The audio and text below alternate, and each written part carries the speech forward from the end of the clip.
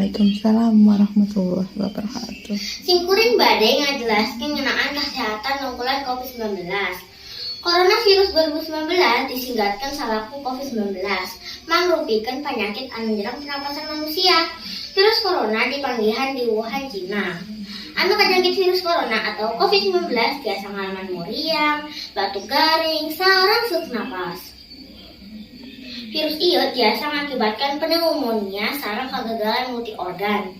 Virus corona atau COVID-19 nyerang sawae. Ku sebab eta, pemerintah Indonesia ngajak sadayana jalma pikeun isolasi diri. Salah sahiji tontonan nyaeta ngabubarkeun kegiatan pelajaran sekolah nu bertujuan pikeun nyerangan masyarakat nu kajangkit virus corona. Ieu sabaraha cara anu efektif pikeun nyegah katularan coronavirus. 1. Ngumbah lengan ku sabun. 2. Anggo masker upami anjeun batuk atau napi flu. 3. Ulah kaluar imah lamun teu penting. 4.